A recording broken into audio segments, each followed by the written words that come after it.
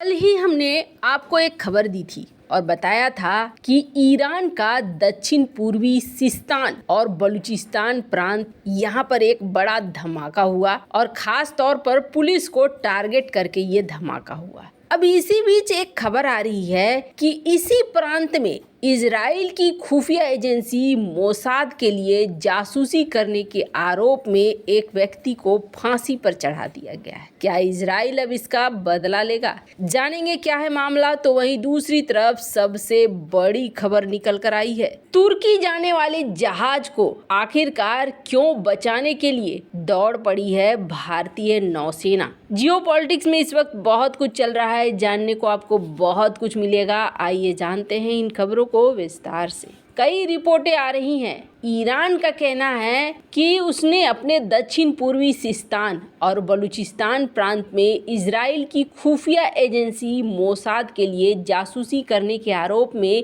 एक व्यक्ति को फांसी पे चढ़ा दिया है। ईरानी न्यायपालिका के आधिकारिक समाचार आउटलेट के मुताबिक जिस शख्स को फांसी पर चढ़ाया गया है उसकी पहचान को गुप्त रखा गया है और दावा किया गया है कि वो शख्स जानबूझकर ईरान की सीक्रेट जानकारियां जमा कर रहा था, उसे विदेशी खुफिया सेवाओं को भेजने का काम कर रहा था। विशेष रूप से इजरायली एजेंसी को खुफिया दस्तावेज सौंपने के आरोप में आज सुबह उसे फांसी दे दी गई। कथित तौर पर उस व्यक्ति पर देश की व्यवस्था को बिगाड़ने और इस्लामिक गणराज्य के विरोधी समूहों और संगठनों के पक्ष में प्रचार करने के लक्ष्य के साथ खुफिया जानकारी इकट्ठा करने के लिए मुकदमा चलाया गया और दोषी ठहराया गया। ईरान का कहना है कि आरोपी शख्स इजरायली खुफिया एजेंसी मोसाद का एजेंट था और उसने मोसाद को ईरान की कई खुफिया जानकारियां सौंपी। वैसे आपको बता दें, इजराइल और ईरान के बीच तो पहले से ही बढ़ा हुआ तनाव है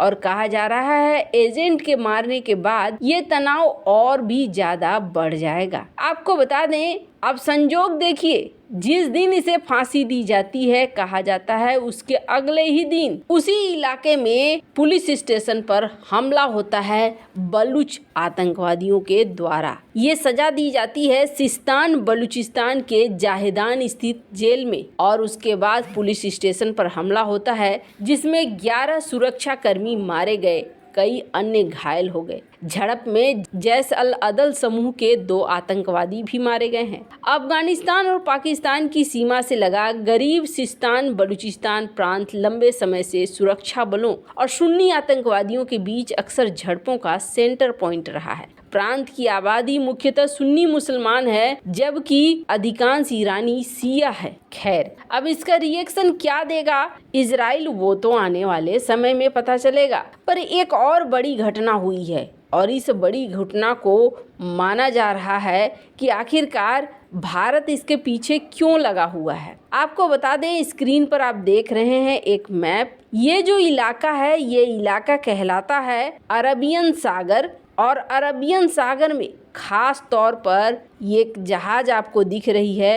ये जहाज अदन की खाड़ी के पास थी। यहाँ पर जहाज से संपर्क हुआ है और उसके बाद इसे ढूंढने के लिए भारतीय नौसेना निकल पड़ी है। इस जहाज की खासियत क्या है तो आपको बता दें, सबसे बड़ी खासियत इस जहाज की ये है कि ये जहाज तुर्की जा रहा था और इस जहाज को हाईजैक कर लिया गया है। भारतीय नौसेना अरब सागर में समुद्री लुटेरों से माल्टा के एक जहाज को रेस्क्यू करा रही है। 14 दिसंबर को नौसेना को एक अलर्ट मिला था जिसके बाद नौसेना ने अपना एक युद्धपोत अदन की खाड़ी में हाईजैक हुए जहाज MV रुएन की मदद के लिए भेजा है। द मैरीटाइम एग्जीक्यूटिव की रिपोर्ट के मुताबिक हाईजैक हुआ जहाज कोरिया से तुर्की की तरफ जा रहा था। तभी सोमालिया के समुद्री लुटेरों ने उस पर हमला कर दिया। जहाज से जब आखिरी बार कांटेक्ट हुआ तब वो अरब सागर में सोक्रोटा आइलैंड से यमन की तरफ 380 नॉटिकल मील की दूरी पर था। नौसेना को यूके MTO पोर्टल पर मैसेज मिला कि 6 अनजान लोग उनकी शिप पर आ गए हैं और इसके बाद सर्विलांस के लिए नौसेना ने अपने एक विमान को भी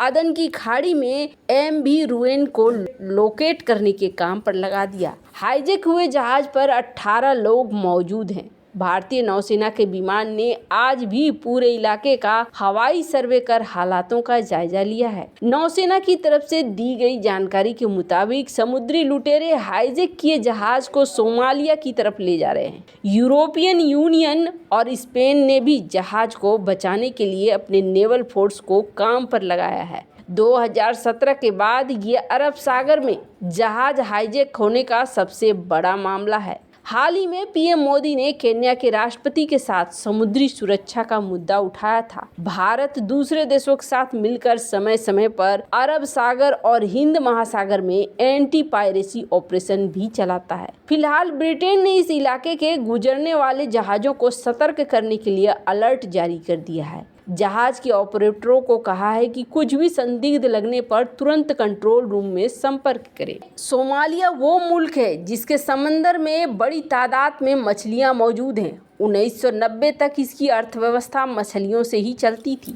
तब यहाँ समुद्री लुटेरों का कोई डर नहीं था। अधिकतर लोग मछली का व्यापार करते थे। फिर यहाँ सिविल वॉर शुरू हो गई। सरकार और नौसेना नहीं रही। इसका फायदा विदेशी कंपनियों ने उठाया। सोमालिया के लोग छोटी नावों में मछली पकड़ते थे। उनके सामने विदेशी कंपनियों के बड़े बड़े ट्रॉलर आकर खड़े हो गए। लोगों का रोजगार छीनने लगा। इससे परेशान होकर 1990 के बाद इस देश के लोगों ने हथियार उठा लिया और समुद्री लुटेरे बन गए। समुद्री मालवाहक जहाजों का एक बड़ा जखीरा सोमालिया कोस्ट के पास से होकर गुजरता था। मछुआरे लुटेरे बने लोगों ने इन जहाजों को निशाना बनाना शुरू कर दिया। जहाज छोड़ने के बदले वो फिरौती लेने लगे। साल 2005 तक ये धंधा इतना बड़ा हो गया कि एक पायरेट स्टॉक एक्सचेंज बना दिया गया।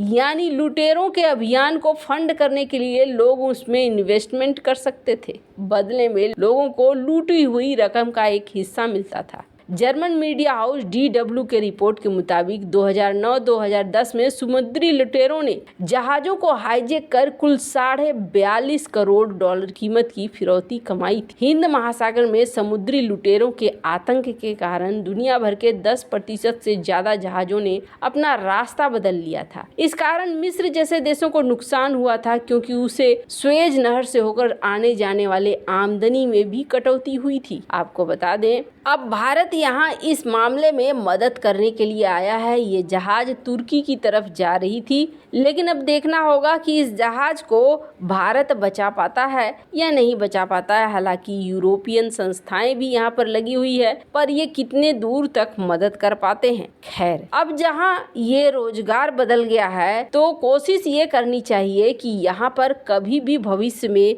इस तरीके के हालात न बने, और इसके लिए बेहतर ये होगा कि इन मछुआरों को वापस से इनका रोजगार मिले। पर जियोपॉलिटिक्स हमेशा देशों को उलझाने में लगी रहती है। वैसे जियोपॉलिटिक्स में इतनी जल्दी कोई चीज़ आसानी से होती नहीं है। आपको क्या लगता है, क्या ये जो मछुआरों से लुटेरे बने हैं इनके लिए परमानेंट उपाय ढूंढा जा सकता है? कमेंट कर अपनी राय जरूर बताएं। जल्द मिलते हैं अगले वीडियो में नई खबर के साथ।